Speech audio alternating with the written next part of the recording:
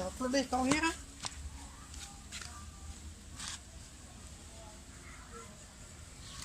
Giờ là muốn lô. Giờ là nó lô của tao bé này.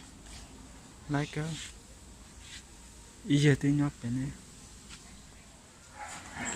Đồ bút thay à? Nè, nuôi này. Nuôi chứ để cho lợn như kiểu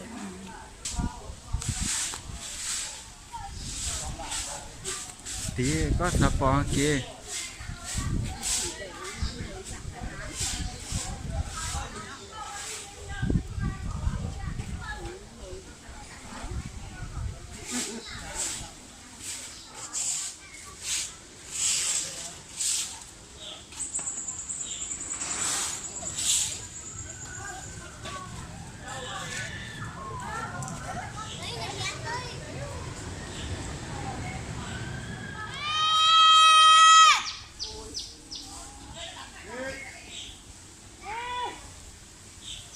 Kê trang trên thọ cá tên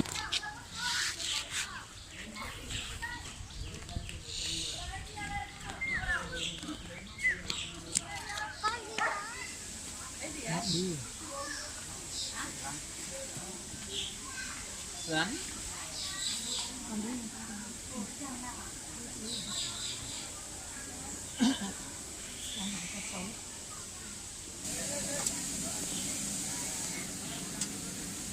cho nó kìa.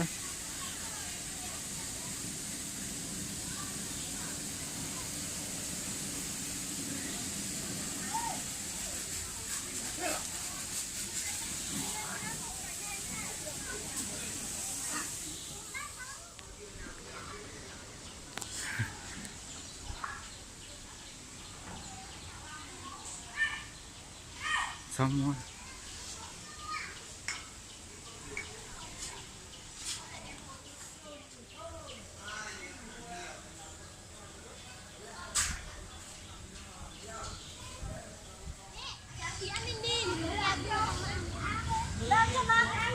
Bấm đưa tay và các đồ vật vào khác nữa.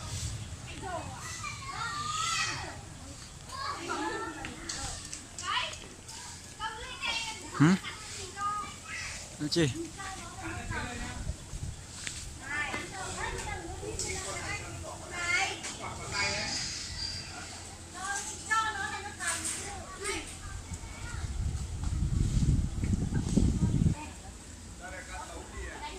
Nó lại rồi. Kìa kìa nó vô kìa, nó ăn kìa. Đấy, mất.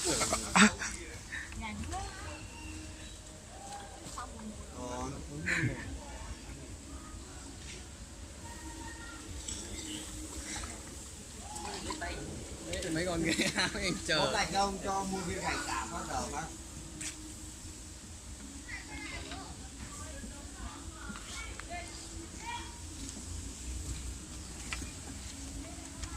Các khí tên gì hả? Hả?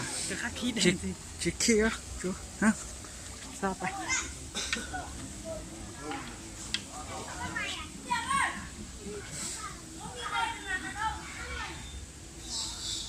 Mày về con mày về trước rồi.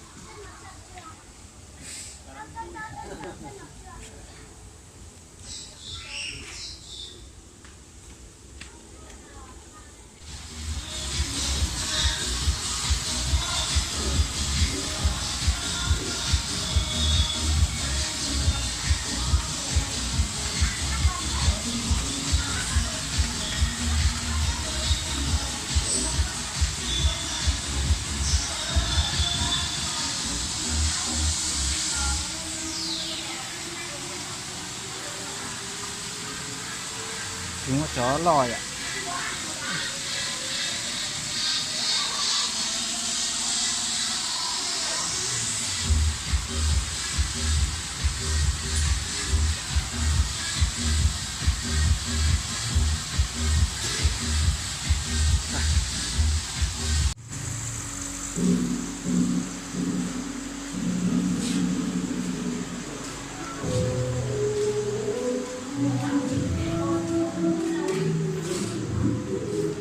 Kỳ tàu hả thế ạ?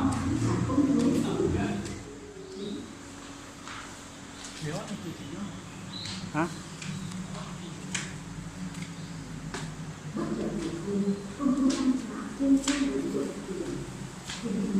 là cá tỏi khó cuốn lọ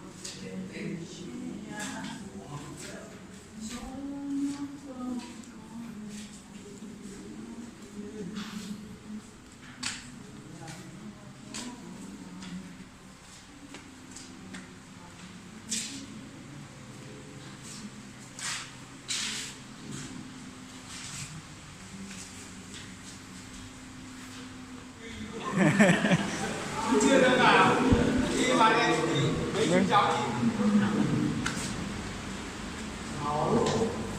một đứa đúng vào đây là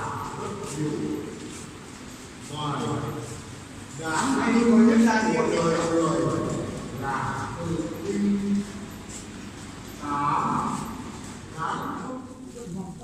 tay chéo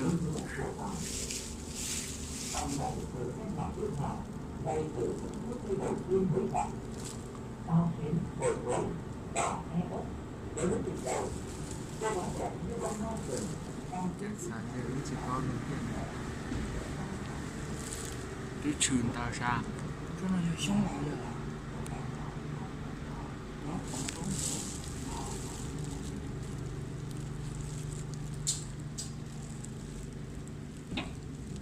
tuần chiều chỉ lại theo nó là Hay mà. tuần chiều hả bây giờ chi hậu lúc khó học cái này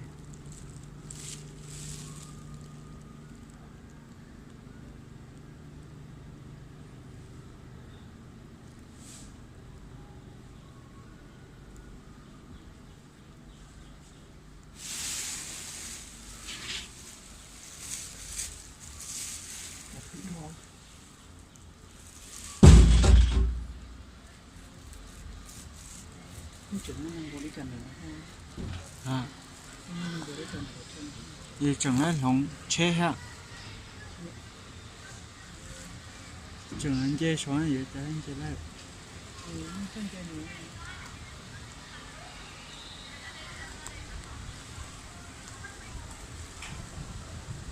Không sai. Được xin trai đấy.